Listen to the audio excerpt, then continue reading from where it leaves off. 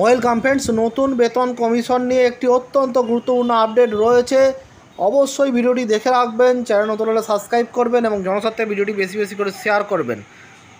নতুন বেতন কমিশনের ফলে 47.85 লক্ষ কেন্দ্রীয় সরকারি কর্মচারী এবং 68.62 লক্ষ পেনশনভোগীর আয় এবং পেনশন বৃদ্ধি পাবে বলে আশা করা হচ্ছে।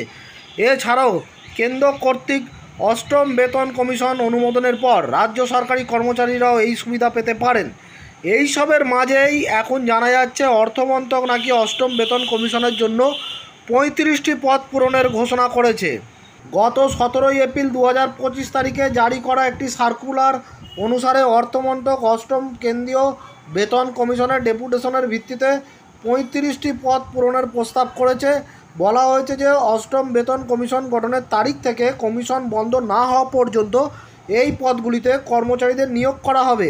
অর্থমন্ত্রকের জারি করা বিজ্ঞপ্তিতে বলা হয়েছে যে অষ্টম বেতন কমিশনে নিয়োগগুলি কর্মী ও প্রশিক্ষণ বিভাগ অর্থাৎ ডিওপিটি দ্বারা সময়ে সময়ে নির্ধারিত নিয়মিত নিয়ম অনুসারে করা হবে।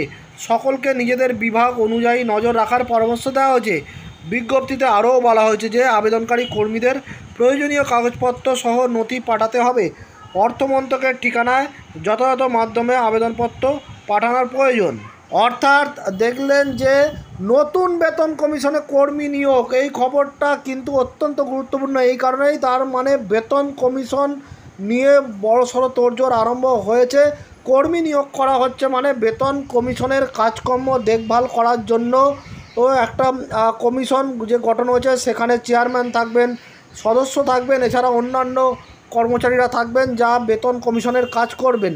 অর্থাৎ বেতন কমিশন কিন্তু নিয়ে এই আপডেটটা যথেষ্ট গুরুত্বপূর্ণ। তার মানে বেতন কমিশন নিয়ে কাজকর্ম খুব শিগগিরই শুরু হতে চলেছে এবং আগামী বছর হয়তো সেটা লাগুও হতে পারে। ধন্যবাদ।